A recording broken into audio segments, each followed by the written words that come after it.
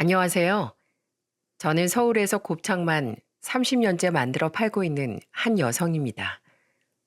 저는 지금껏 시어머니가 하던 곱창집을 남편과 함께 물려받아 긴 시간을 운영하면서 별난 진상 손님들 다 만나본 사람이에요. 하지만 제 인생의 정말 가장 큰 진상은 우리 가게 손님이 아닌 피만 안 섞였지 뒤늦게 가족으로 합류를 했던 며느리라는 인간이었습니다. 저희 집은 부유하진 않았어도 평범하게 살면서 화목하게 지내던 극히 평범한 집안이었습니다. 근데 이 며느리란 인간이 들어오면서 집안이 완전히 풍비박산이 되어버렸고 그 길로 전 아주 그 인간만 생각하면 진절머리가 나는 상태가 되었어요. 그 애는 우리 첫째 놈이 결혼하고 싶다고 데리고 온 여자였는데 제 아들은 공부를 열심히 해서 비행기 기장이 되었고 연봉도 꽤 높아 사위 삼고 싶어 하는 사람들이 제 주변에 많았습니다. 그런데도 도통 연애에는 관심이 없던 놈이 어느 날 갑자기 결혼을 하고 싶은 여자가 생겼다며 데리고 오더라고요.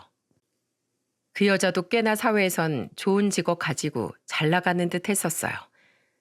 저는 잘 모르지만 아들 말로는 연예인들이 있는 기획사에서 과장직을 맡아 일도 잘하고 돈도 잘 버는 사람이라고 하더군요. 근데 저나 남편은 돈 잘 버는 거, 사회에서 성공하는 건 그리 중요하지 않았어요.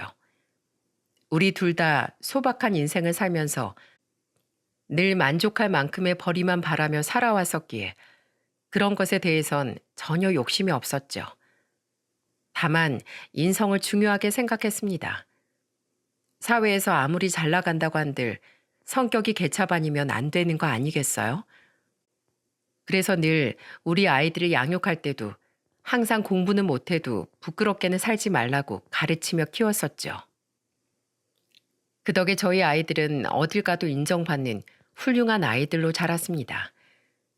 저는 아들과 딸이 하나씩 있었는데 우리 딸보다도 아들이 더 효자 노릇하고 어디 가도 칭찬만 받는 그런 아이였어요.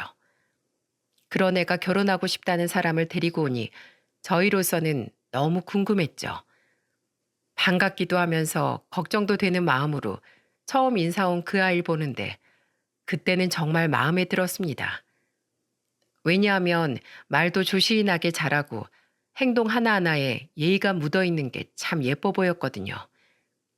아주 사소한 거지만 요즘 젊은 애들은 잘 지키지 않는 그런 예의 범절이 그 아이에게는 잘 배어 있었어요.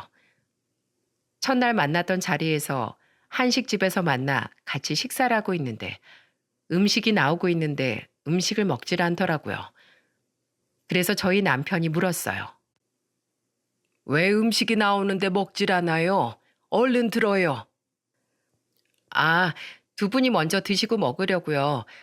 어른이 먼저 안 드시는데 어떻게 제가 먼저 먹겠어요? 어머님, 아버님 먼저 드시고 난 이후에 전 먹을게요. 생각지도 못했던 예의 있는 행동을 보면서 참 잘 컸다라는 생각이 들었습니다. 그 이후에도 여러모로 예쁜 면모들이 많았어요. 싹싹하게 반찬을 집어다 놓아준다든지 우리가 좋아하는 반찬처럼 보이는 것들은 다 우리 앞으로 내준다든지 그런 작은 행동들이 정말 예뻐 보였죠. 또 그걸로 끝이 아니라 곱창집 하는 우리 집을 잘 알고서 매출 올려준다면서 본인 회사 사람들까지 데리고 와서 같이 밥도 먹고 하더라고요.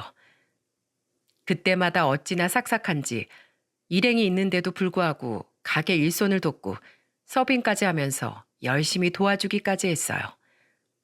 어떤 땐 갑자기 혼자 가게가 바쁜 시간대에 와선 주방에 들어가 마감 때까지 설거지를 주구장창 해줬을 때도 있었죠. 아이고 아가, 여기까지 왜 또 왔어? 손 버려. 얼른 그만하고 들어가. 어? 아니에요, 어머님. 저번에 보니까 설거지거리가 진짜 많은 것 같더라고요. 그때 보고서 이렇게 한 번씩 와서는 어머님, 아버님 도와드려야겠다 생각했었어요. 저 하나도 안 힘드니까 제 걱정 마시고 얼른 손님 일 보세요. 극구 사양을 하고 한참을 말려도 말을 안 듣더라고요. 근데 그게 또 겉으로 말려도 속으로 내심 얼마나 고마운지. 그렇기 때문에 그때까지만 해도 아들이 와이프감 하나는 참 잘 만났다 싶은 생각이 들 만큼 마음에 들었습니다. 게다가 이 며느린 또 특이한 구석이 하나 있었는데 전 며느리의 싹싹하고 사교성 좋은 성격 덕에 사돈댁의 결혼 전 상견례를 하기도 전에 먼저 제 가게 손님으로 보게 되었어요. 자주 오던 며느리가 언젠 혼자 오거나 자신 지인이 아닌 어떤 나이 든 여자를 데리고 왔길래 누군가 했더니 글쎄 그게 사부인이었습니다. 저희는 깜짝 놀라 맞이했는데 사부인도 원체 성격이 활발한지 거리낌 없이 저희 쪽에 인사를 하더라고요. 하지만 그 시간이 조금 바쁜 시간대라 어쩔 수 없이 전 대접을 못 해드리고 남편이 혼자서 대접을 해드렸어요. 저는 제가 함께 자리에 못하는 대신 곱창도 평소보다 더 신경 써서 내주었어요. 제가 차려준 밥상과 술상으로 남편과 안사도는 며느리와 함께 셋이서 술을 마시기 시작했죠. 저는 일을 하면서도 사돈의 테이블 대화 소리가 다 들렸기 때문에 어떤 상황인지 전부 다 알 수 있었어요. 남편은 점잖게 사돈에게 식사를 권하더라고요. 자, 맛있게 드십시오, 사돈. 아마 저희 곱창집이 술안주로는 최고일 거예요. 네, 감사합니다. 여기가 이 동네 맛집이라고 하던데요. 딸한테 얘기 많이 들었어요. 예, 저희 어머니가 살아생전부터 운영하던 곳인데 저희 집 곱창이 냄새도 안 나고 양념도 감칠맛이 훌륭한 게 손님들이 좋아해 주시더라고요. 덕분에 열심히 가게 일하면서 지내고 있네요. 네, 정말 보기 좋습니다, 사돈어른. 사돈댁은 자연스럽게 대화를 이어가며 남편과 며느리와 셋이서 같이 가볍게 식사와 술을 즐기기 시작했어요. 근데 사돈은 첫 대화 뒤로 술을 2병 정도 드시더니 갑자기 눈시울을 붉히기 시작했어요. 술이 센 사람인 줄 알았는데 어느 정도 취기가 올라오니 감정이 좀 북받치는 것 같더라고요. 하지만 결코 가벼운 눈물은 아닌 것처럼 보였기에 제 남편이 사돈에게 조심스럽게 물었습니다. 사돈, 무슨 일 있으신가요? 왜 갑자기 눈물을 이렇게 흘리세요? 아, 예, 그게 우리 큰딸 때문이에요. 우리 큰딸이 어렸을 때부터 엄마 사랑 못 받고 항상 집안에서 큰 놈으로서 소녀가장처럼 동생들을 다 케어하고 했어요. 동생들 가방 다 챙기고 공부할 거 다 챙기고 동생들 공부까지 다 가르치면서 지냈죠. 심지어는 동생들이 밖에서 맞고 오면 저보다도 자기가 먼저 나가서 그놈들 다 때려주고 그랬어요. 그랬던 애가 이젠 시집을 간다고 하니까 제가 이렇게 감격스럽네요. 아이고, 그러셨군요. 이제 우리 집 식구로 들어오게 되었으니 제가 딸처럼 잘 보살피겠습니다. 귀한 따님이 시집 간다니 얼마나 여러 마음이 드시겠어요. 오늘 여기서 마음껏 풀고 가세요, 사돈. 감사합니다. 감사합니다. 우리 딸 좀 잘 부탁드립니다. 아직 부족한 거 많은 아이예요. 그래도 우리 딸 잘 부탁드리겠습니다. 잘못할 땐 혼도 많이 내주세요. 아유, 뭐 어디 제 아들은 다 완벽하겠습니까? 부족한 사람들끼리 만나 서로 부족함 채워주면서 사는 게 결혼 아니겠습니까? 걱정하지 마십시오. 우리 며느리도 잘할 거고 제 아들한테도 잘하라고 신신당부해두겠습니다. 그날 뒤에서 보니 저희 남편도 눈시울이 붉어지고 며느리도 울고 사돈도 많이 울더라고요. 어떤 사람들은 이 모습을 보면서 사돈네 식당 와서 진상 피우고 간다고 생각할 수 있지만 저는 부모된 입장으로서 당시 사돈의 마음이 충분히 이해가 갔기 때문에 오히려 더 그런 험난한 시간을 보낸 제 며느리가 마음에 들었어요. 그래서 더더욱 잘해줘야겠다는 생각을 했었죠. 그건 남편도 마찬가지였습니다. 덕분에 우리 아들은 그때가 부기장이었을 땐데 며느리와 결혼을 잘했어요. 두 아이를 위해서 우리는 25평짜리 아파트를 서울에 얻어주고는 잘 살라고 복을 빌어줬죠. 그렇게 1년이 지나고 아들 부부네는 딸을 낳았어요. 제 인생의 첫 손주였기 때문에 얼마나 예뻤는지 모릅니다. 고생해서 아이를 낳은 며느리도 기특하고 예뻤고 제 아들도 기특하니 정말 이 세 명의 가족이 보기 좋았습니다. 이 아이들도 서로에게 잘하며 정말 잘 살고 있었기 때문에 부모 입장으로선 매우 뿌듯했어요. 그렇게 잘 사는 모습을 보이고 손녀딸이 태어난 뒤로 5년이 지났습니다. 아들은 비행기 운항이 많다 보니까 해외로 나가는 일이 많았기 때문에 혼자 있는 며느리와 함께 저는 마트에 장도 많이 보러 다니고 며느리 집이나 제 집이나 차로 15분 거리밖에 안 되어서 가깝게 지내면서 저녁도 같이 먹곤 했어요. 그때까지도 우리는 아무런 문제가 없었습니다. 아들네 부부 사이에도 문제가 없어 보였고 저와 며느리 사이, 제 남편과 며느리 사이에도 조금의 문제도 일어나지 않았죠. 근데 아들네 부부가 결혼한 지 6년째 되던 날에 사달이 일어나고 말았어요. 그날은 금요일이었습니다.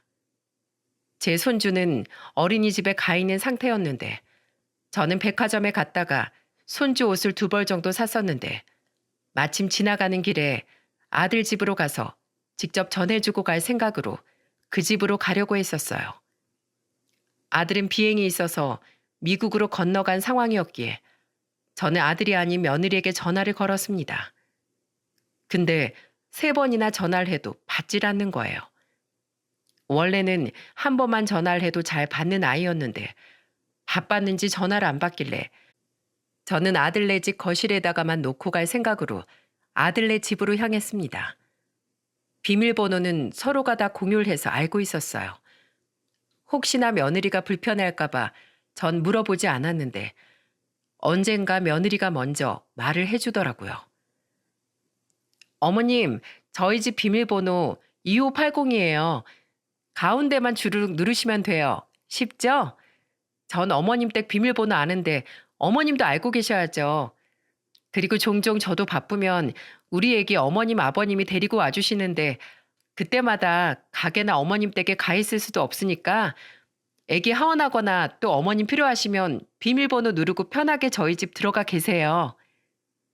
라고 말을 하며 스스로 저한테 먼저 알려주었기에 저도 자연스럽게 알고 지내면서 서로 왕래를 하고 있었어요. 그랬기 때문에 아들네 집에 그 옷도 갖다 놓을 생각을 할 수 있었던 거였죠. 근데 아들네 집에 딱 들어섰는데 평소 굉장히 깔끔했던 그 집안이 완전히 엉망이 되어 있는 게 아니겠어요? 거실이나 방은 온갖 쓰레기와 옷더미들로 가득했고 주방에는 음식물 쓰레기가 제대로 처리가 안 되어 있는지 배달 음식 쓰레기들과 함께 냄새로 온 집안을 가득 채우고 있었어요. 아이고, 이게 뭐야? 집 좀 제대로 치우고 살지. 저는 손녀 위생에도 안 좋을 것 같고 원래는 정말 깨끗하게 살던 우리 애들 부부가 오죽이나 바쁘면 이렇게까지 해놓았을까 싶어서 안쓰러운 마음으로 청소를 해주기 시작했습니다. 한참 청소를 하고 있는데 벼랑간 소파에서 무슨 벨소리 같은 게 들려왔어요. 제 전화인가 했지만 제 전화가 아니었습니다. 처음에는 소리의 출처를 알 수가 없어서 소리가 들려오는 쪽으로 가니까 소파 바로 밑에 핸드폰이 하나 있더라고요. 보니까 그건 며느리의 핸드폰이었습니다. 아무래도 출근을 하면서 깜빡하고 나간 듯 싶었죠. 딱 보니 모르는 번호로 전화가 오길래 저는 그 전화를 안 받으려고 했지만 혹시나 며느리가 밖에 나가 핸드폰을 잃어버린 줄 알고 다른 사람 핸드폰으로 전화를 한 것이면 어쩌나 하는 생각에 받게 되었어요. 심지어 몇 번이나 전화가 왔기 때문에 더 그 생각이 들어 전화를 받을 수밖에 없었어요. 그리고 그 전화 한 통으로 저희 집은 엄청난 큰 폭풍을 겪어내야만 했습니다. 저는 전화를 받고서 귀에 대고 여보세요를 하려고 하는데 제가 먼저 말을 하기도 전에 그 상대편이 먼저 말을 해오기 시작했어요. 희진아, 얘 오늘 7시까지 오는 거 맞지? 이 CM이 이제야 서울 도착했다. 아유, 기차 타고 오는데도 왜 이렇게 머니? 7시까지 너 그쪽으로 오는 거 맞지? 저는 그 소리를 듣자마자 깜짝 놀라 핸드폰을 떨구고 말았습니다. 이 아이의 시어머니는 안 돼. 다짜고짜 자신이 시어머니라고 말하며 아무것도 모른 채 제 며느리에게 말을 하는 걸 보면서 충격을 안 받을 수가 없었어요. 그 충격이 너무 커 저는 저도 모르게 그 전화를 끊어버렸어요. 저는 이게 어떻게 된 일인가 우선 파악을 해봐야겠다 싶어서 며느리 핸드폰을 살펴보기 시작했어요. 거의 미친 사람처럼 핸드폰을 살펴보려는데 다행히도 핸드폰이 잠겨져 있지는 않았어요. 핸드폰을 이것저것 뒤져보려고 하는데 대답도 없이 끊은 전화였기 때문에 몇 번이나 전화는 계속해서 왔어요. 하지만 저는 그 뒤로는 제 정체가 탄로날까 싶어 받질 않았죠. 근데 전화를 안 받으니 문자로 희진아, 왜 대답도 없이 전화 끊고는 또 통화가 안 되니? 우리 며느리 회의 중인가 보구나. 거기 그 약속 장소 맞지? 나 그쪽으로 알아서 택시 타고 가마. 라며 장소 이름과 함께 문자가 오더라고요. 그 장소는 성수동 쪽이었는데 저는 모든 것을 제대로 다 알아봐야겠다는 생각이 들었죠. 저는 모든 사건의 진실을 파악하기 위해 저 혼자 그 모임 장소로 몰래 갔었어요. 그 뒤로도 며느리 핸드폰은 그 모르는 번호로 계속 울렸지만 저는 다 무시하고 그 약속 장소로 갔습니다. 워낙에 며느리는 똑 부러지는 사람이라 그 전화를 받지 않아도 며느리가 알아서 성수동 약속 장소로 갔으리라 생각을 했었어요. 그래서 그쪽으로 갔는데 충격적이게도 며느리는 7시 10분 전에 그 식당에 도착을 했어요. 저는 그 모습을 보자마자 무언가 잘못되었구나 싶었어요. 사람이 직감이라는 게 있잖아요. 근데 이 모든 것들을 살펴보니 이건 보통 사안이 아니라는 생각이 들었죠. 저는 이미 이 식당에 오기 전부터 심장이 벌렁벌렁 거렸는데 며느리의 모습을 보고 나서는 거의 심장이 튀어나올 것 같이 더 많이 뛰기 시작했어요. 벌렁거리는 심장을 애써 부여잡고 저는 모든 상황을 제대로 알기 위해 그 식당 안으로 들어갔습니다. 거기는 고급 한정식 집이었기에 내부로 들어가니 안쪽으로는 룸이 많이 있었어요. 밖을 보니 며느리가 없길래 저는 룸으로 들어간 게 분명하다 싶어 룸마다 밖에 있는 신발을 살펴봤어요. 평소 며느리가 어떤 신발을 신고 다니는 것까지 다 알고 있을 만큼 서로 왕래도 자주 하고 가깝게 지내던 사이라 며느리 신발 찾는 것쯤이야 어려운 일도 아니었습니다. 역시나 얼마 안 되어서 며느리의 신발이 눈에 딱 띄었고 저는 그 길로 그 룸으로 가서 닫혀있는 문을 스르륵 하고 열었습니다. 그리고 그 문을 열자마자 제 눈 정면에 나타난 건 다른 사람도 아닌 바로 제 며느리 희진이었죠. 얘 희진아, 김희진, 너 지금 여기서 뭐 하는 거니? 전혀 생각지도 못하게 제가 본인의 이름을 부르며 나타나니 제 며느리는 얼굴이 바로 새하얗게 질리면서 거의 기절할 것 같은 모습이 되고야 말았습니다. 어떻게 여길... 너무나 당황해서 한마디도 못하고 있는 며느리 목소리 뒤로 불과 몇 시간 전에 들었던 중년 여성의 목소리가 들려왔어요. 그리고 그 목소리 역시 이 상황에 대해 아무것도 파악 못하고 있는 천진난만한 목소리였습니다. 아줌마세요? 아줌마, 여기 반찬 떨어졌는데 이것 좀 더 가져다 주세요. 저는 그 천진난만한 목소리를 듣자마자 어이가 없었습니다. 그래서 말을 했죠. 뭐라고요? 아줌마요? 당신은 지금 내가 이 식당 아줌마로 보여요? 야, 김희진, 너 당장 나와서 이 상황 설명해. 이게 다 뭐야? 저 눈치 대가리 없는 여자도 네 CM이라더라. 이게 무슨 경우야 대체? 너 설마 지금까지 내 아들 놔두고 두 집 살림 차리고 살았냐? 어? 그런 거야? 어머니, 그게 아니고요. 그게 진짜 아니고요. 며느린 역시나 아무런 말도 못하고 그저 어버버 버리고 있을 뿐이었어요. 오, 그래. 네가 아무 말도 못하는 거 보니까 내가 말한 상황이 딱 들어맞나 보네. 야, 사람이 죄는 짓고 못 산다더니 넌 네가 죄 짓고 사는 꼴을 하늘에서도 못 봐주겠었나 봐. 그러니까 내가 우연히 너네 집에 가선 그 말도 안 되는 전화에 문자까지 보곤 여기로 오게 됐지. 너 진짜 간땡이가 부어도 단단히 부었구나. 어쩜 그렇게 사람 무서운 줄 모르고 죄를 지어? 제가 화가 나서 한껏 소리를 치며 말을 하니 그제서야 뭔가 잘못 돌아가고 있다는 걸 그 CM이라고 말을 하던 사람도 느꼈는지 놀라워하더라고요. 뭐야? 어머님? 어머님이라니? 내가 이제 네 어머님 될 사람인데 저 여자가 어머님이라니? 아직도 모르겠소? 전현이 당신네랑 우리 양가 집안 가지고 노는 거 모르겠냐고요? 뭐라고요? 아니 희진아, 네가 말해봐. 너 이혼했다면서? 너 이혼하고서 내 아들 만나 결혼하는 거 아니었어? 아, 어머님, 그게 아니고요. 이 며느리라는 것은 뻔뻔하게도 그 여자한테까지 어머님이라고 말을 했습니다. 얼마나 어이가 없던지 진짜 마음 같아선 뺨이라도 후려 갈기고 싶었어요. 근데 제 손이 나가기도 전에 그 여자가 먼저 나서서 난리를 치더라고요. 넌 뭐야? 그럼 지금 이혼도 아직 안 했으면서 내 아들 상간남 만든 거야?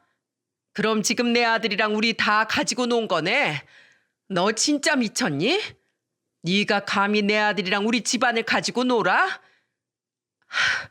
그게 진짜 아니고요. 죄송합니다. 죄송합니다. 정말 죄송합니다. 며느리가 이렇게 나오니 그 중년의 여성은 모든 상황 파악을 했고 모든 것이 다 알아지니 그제서야 정신이 차려지는지 눈앞에 있던 자신의 예비 며느리로 알고 있던 인간의 뺨을 힘차게 때려버리더군요. 네가 감히 내 아들을 농락해? 날 아주 우습게 봤구나. 아주 그냥 예쁘다 예쁘다 해주고 오냐 오냐 했더니만 이렇게 뒤통수를 쳐? 하늘 무서운 줄 모르고 네가 이렇게 사고를 쳐? 그 중년의 여성은 그 한 대를 때리고도 분이 안 풀리는지 계속해서 화를 냈어요.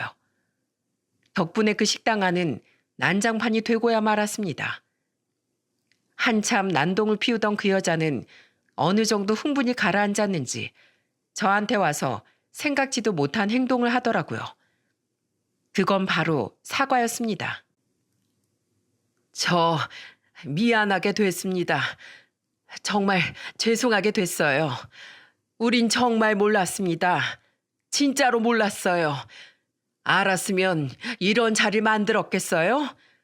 저희도 깜빡 속은 거라 정말 의도치 않게 화를 만들었네요. 정말 죄송합니다. 우리도 모르고 당한 쪽이나 마찬가지니 부디 용서해 주세요.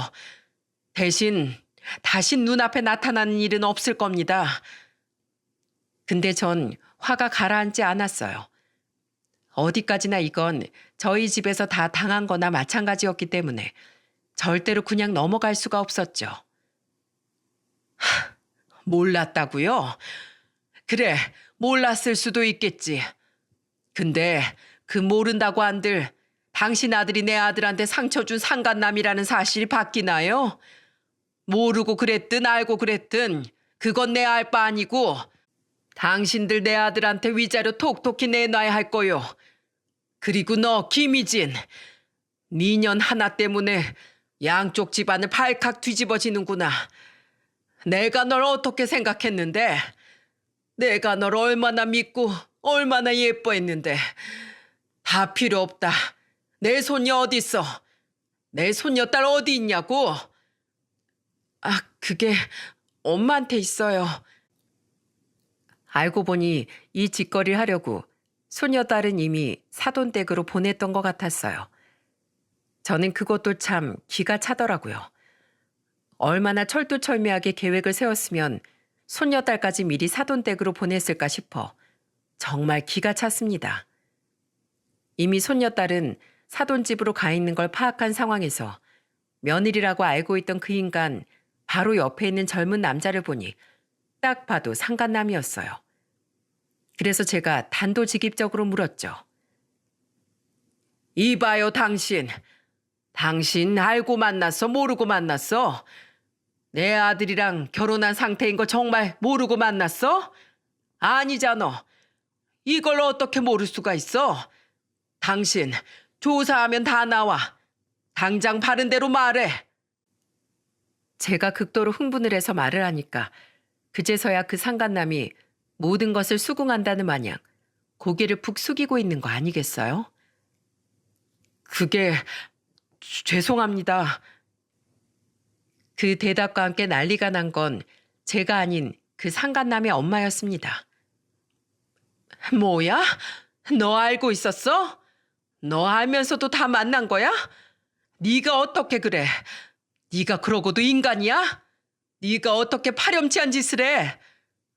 아이 엄마, 그게 아니라 2달이면 이혼한다고 하니까 싹 다 정리한다고 하니까 만난 거야. 나도 진짜 속은 거야. 나도 정말로 깔끔하게 헤어지고 있는 중인 줄 알았어. 야, 이 미친놈아. 내가 널 그렇게 가르쳤어? 왜 날 부끄럽게 만들어? 왜? 넌 감히 나까지 속여? 나까지 속여가면서 그렇게 만나고 싶었어? 어? 거의 포효하듯 울부짖는 그 상간남의 엄마를 보면서 저도 마음이 답답해지는 것 같았습니다. 그때만큼은 같은 부모로서 얼마나 심정이 내려앉는지 알았기에 정말 가슴이 미어지는 줄 알았어요. 하지만 뒤로 더 충격적인 사실이 나타났고 저와 그 상간남의 엄마는 그 이야기를 듣자마자 거의 정신이 초토화되는 걸 느껴야 했습니다. 이들이 이렇게나 결혼을 빨리 서두르는 것에는 또 다른 이유가 있었기 때문이었죠. 그건 바로 그 김희진의 뱃속에 상간남의 아이가 배어 있었던 거였습니다. 아, 그럼 어떡해. 이미 애는 가졌고 이제 곧 있으면 배는 불러온다는데 나더러 뭐 어쩌라고. 상간남은 급기야 자신도 억울하다는 듯 소리를 지르며 너무나 충격적인 사실을 저희에게 안겨주었어요. 저는 그 소리를 듣고 정신이 혼미해지는 걸 느껴야만 했어요.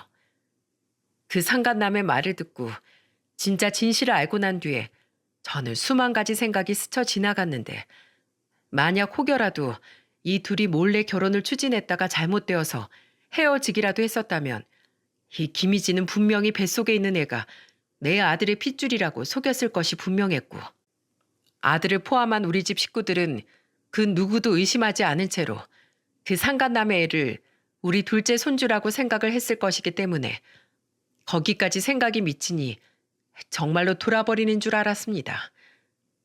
근데 여기에서 또 먼저 흥분을 한 그 중년의 여성이 저 대신 나섰어요.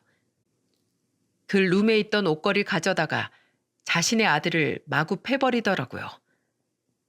야, 나가 죽어라 이놈아. 네가 인간이냐? 어? 내가 널 그렇게 가르쳤어? 어디서 인간 같지도 않은 짓을 하고 다녀? 앞으로 넌 내 아들 아니야.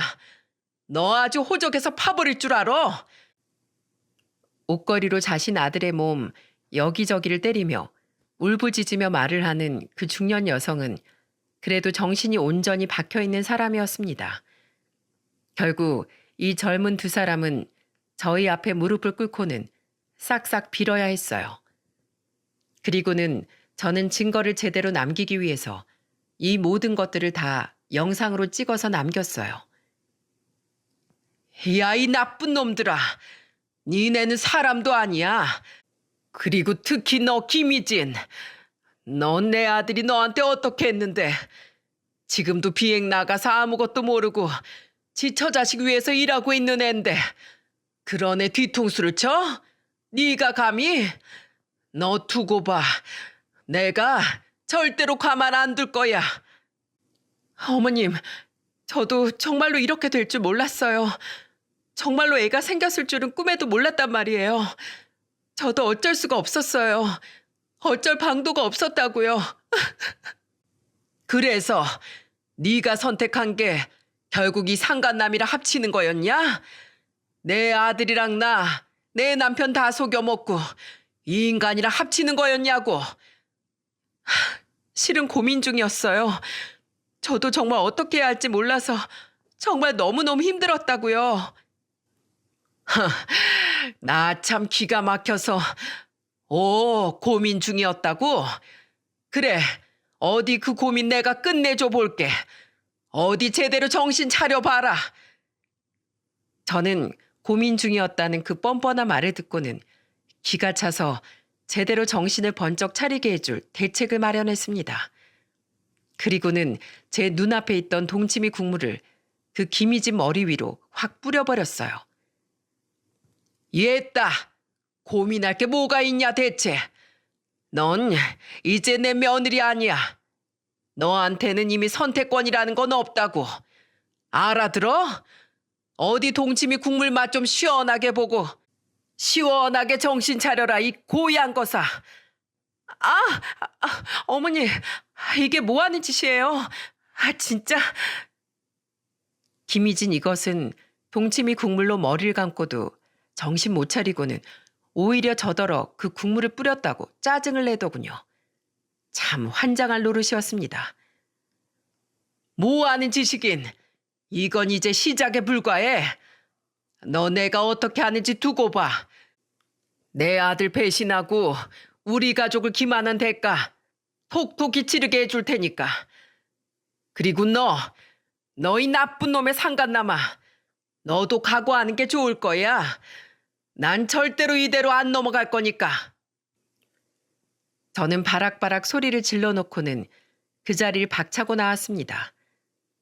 그 자리에서는 당당하게 말을 해놓고 나왔지만 그 한정식 집에서 나오는 순간 눈에서는 눈물이 주르륵 흘렀습니다.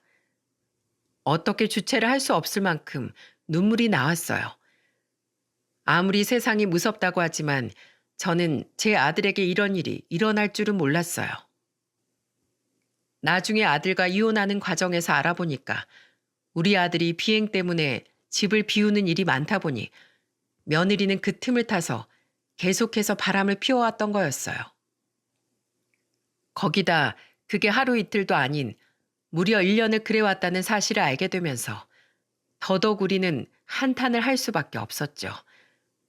아들이 비행으로 자리를 비울 때마다 이 며느리란 인간은 그 상간남과 틈틈이 만남을 이어나갔고 그러다 애가 덜컥 생겨버리게 되면서 내 아들을 버리고 둘이서 합칠 생각을 했었던 거였어요. 정말 너무나도 충격적이었습니다. 저는 제가 알게 된 모든 사실들을 아들이 비행을 갔다가 오자마자 말을 했어요.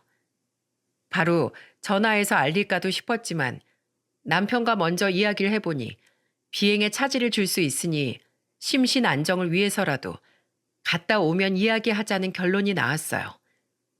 그래서 저는 아들이 한국에 들어오자마자 바로 이 모든 사실을 알렸고 역시나 아무것도 모르고 있던 아들은 제 말을 듣자마자 난생 처음 보는 분노를 표출하기 시작했습니다.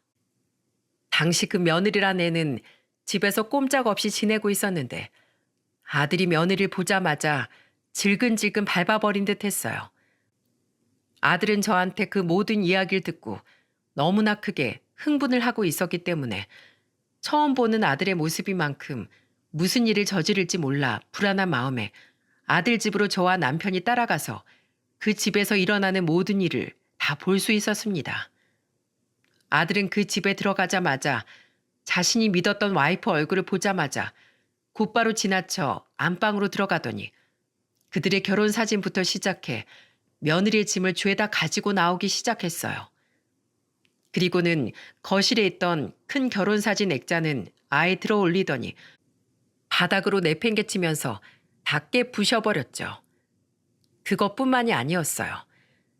그동안 며느리에게 사다 준 옷과 명품 가방들, 온갖 물건들까지도 싹 다 손에 쥐더니 어느새 가위를 가지고 와서는 박박 다 잘라버리던 거 있죠. 정말 제대로 모든 걸 지근지근 밟아댔습니다. 야, 네가 감히 날 배신해? 네가 내 뒤에서 그딴 짓을 벌여? 그리고 그걸 심지어 내가 아닌 우리 엄마가 보게 했단 말이지. 야, 인간 말종 같은. 넌 내가 절대로 용서 안 해. 너 이거 다 내가 사준 거지?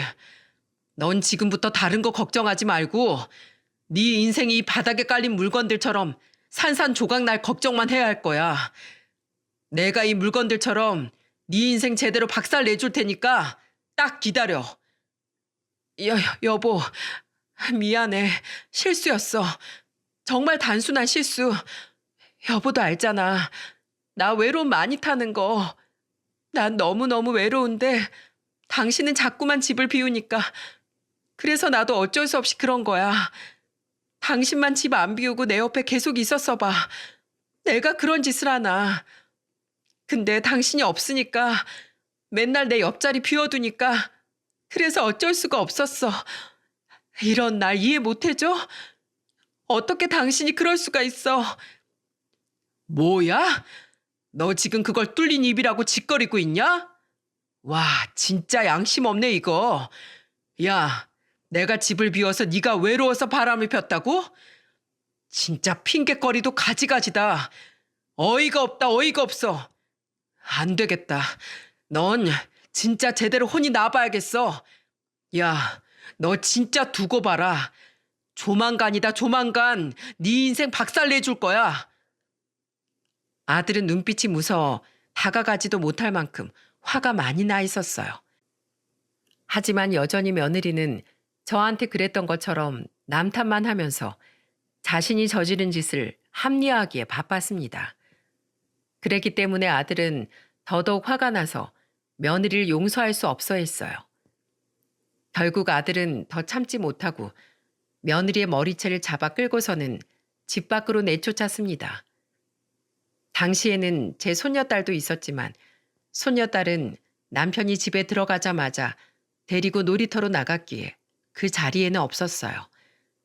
차마 이 모습을 보고 아이가 상처를 받진 않을까 싶어 아빠보단 엄마한테 약한 아들이 무슨 일이라도 저지르려고 하면 제가 나서서 말릴 생각으로 제가 아닌 남편 보고 손녀딸을 데리고 밖에 나가라고 했었죠. 근데 그러길 정말 잘했더군요. 아들은 입에 담기도 힘든 험한 말을 며느리에게 내뱉으며 화를 냈거든요. 그 덕에 며느리도 벌벌 떨면서 집 밖으로 내쫓음 당할 때도 찍소리 못하고 나가버렸습니다. 그 뒤로는 속사포로 이혼 소송이 진행되었어요. 아들은 한날 한시도 부부의 연으로 있고 싶지 않았는지 정말 빠르게 이혼 소송을 진행하더라고요. 그렇게 이혼이 마무리되면서 우리 아들은 그 배신자에게서 벗어나 자유의 몸이 될 수 있었습니다. 누가 봐도 명백한 며느리의 잘못이었기 때문에 소송에서 힘들 것도 없었어요. 그냥 모든 것이 다 순조롭게 우리에게 유리한 쪽으로 마무리가 되었죠. 여러분, 근데 그 뒤로 며느리가 어떻게 됐는지 궁금하지 않으세요? 저는 그 배신자가 제 아들에게 그렇게 큰 아픔을 줘놓고 감히 행복하게 잘 살면 어쩌나 걱정 반, 궁금증 반이 공존하고 있었어요. 근데 얼마 못 가서 이 모든 사실을 자연스럽게 알 수밖에 없었습니다. 왜냐하면 며느리가 울고불고 난리를 치면서 저희한테 찾아왔었거든요. 어머님, 저 제발 한 번만 봐주세요. 저 이제 뱃속에 아이도 있는데 저 혼자 어떻게 살아요? 저 미혼모로 살고 싶지 않아요. 제 뱃속에 애 아빠도 절 버렸어요. 저 보고 혼자 알아서 살래요. 근데 어떻게 그래요? 어떻게 저 혼자서 살아요? 그러니까 정말 눈 딱 감고 저 한 번만 받아주세요. 저 정말 다시는 안 그럴게요. 다시는 남편 배신하지 않을게요. 남편은 아예 절 만나주지도 않아요. 저 이제 어떡해요? 어머님, 저 정말 미혼모로 혼자서 애 키우면서 살고 싶지 않아요. 며느리는 울고불고 난리를 치면서 제가 있는 가게로까지 찾아와 난동을 피우다시피 하며 울어댔어요. 하지만 저도 독한 구석이 있었기에 손님들이 보든 말든 상관하지 않고 며느리에게 말했습니다. 야, 내 아들 애도 아닌걸? 내가 왜 걷어서 키워야 하는데? 그게 다 네가 뿌린 대로 거둔 거야. 알어? 자업자득이라고. 감히 내 아들 배신해서 다른 인간 애 배놓고 그럼 네가 평탄하게 살 줄 알았니? 철저하게 다 속이고 행복하게 살 수 있을 줄 알았어? 천만에 이 세상이 그리 호락호락하지 않다고. 그러니까 미혼모로 살든 다시 가서 그 상간남한테 울고불고 하면서 지금처럼 매달리든 그건 네 인생이니까 이제 너 알아서 해. 여기까지 와서 난동 피우지 말고. 안 그럼 영업방해죄로 확 신고해버릴 테니까.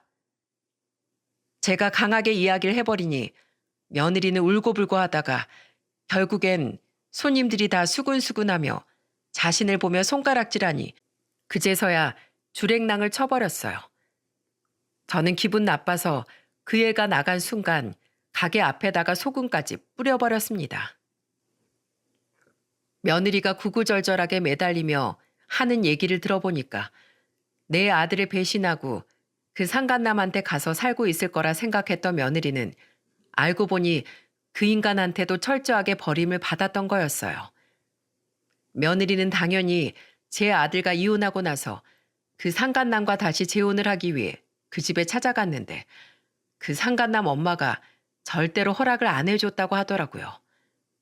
아예 철저하게 무시하고 절대 안 된다고 심한 반대를 했더니 자기 엄마를 버리지 못했던 그 상간남은 자신의 아이를 가진 며느리를 무참하게 버려버렸다고 했어요.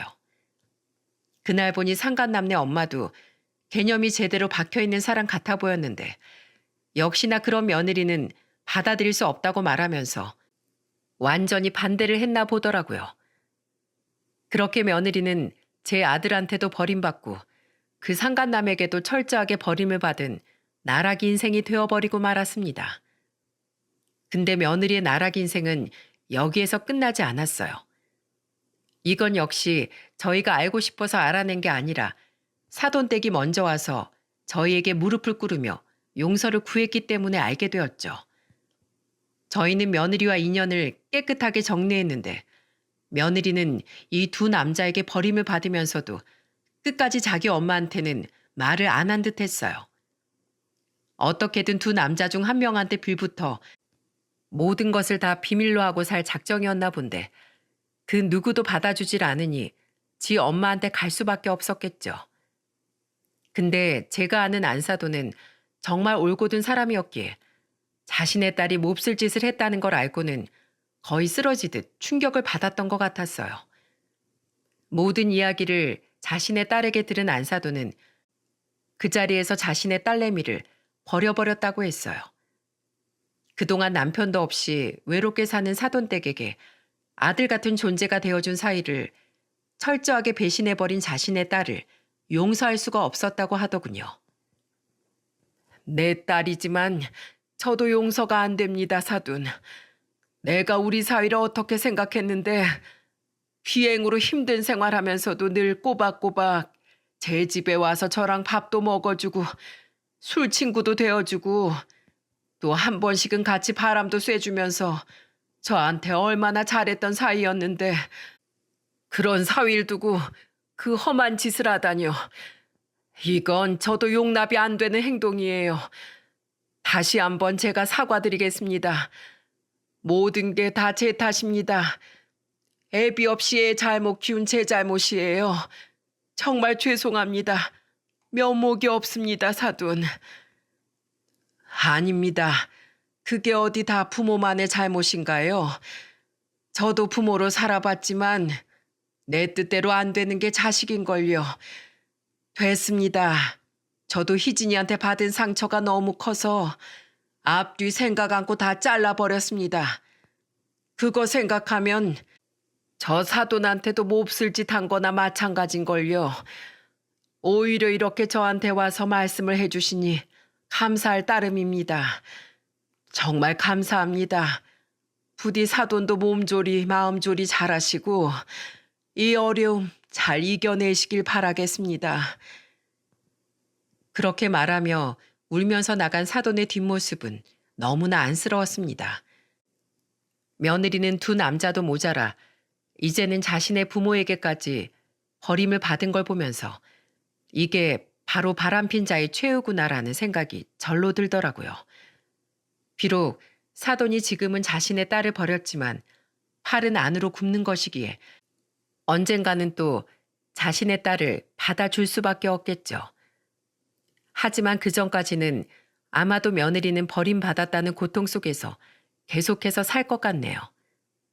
그 뒤로 며느리의 소식은 얼핏 들려왔는데 며느리는 정말로 미혼모로 살기는 끔찍했는지 스스로 뱃속에 있는 그 상간남의 아이를 정리를 한 것 같았습니다.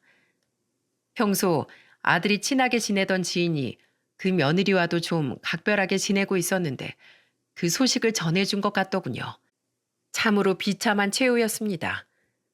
스스로 자신의 뱃속에 있는 아이를 정리한다는 건 부모로서 참 끔찍하고도 힘든 일이거든요. 하지만 거기에 저는 더 동정심을 가지지 않기로 했습니다.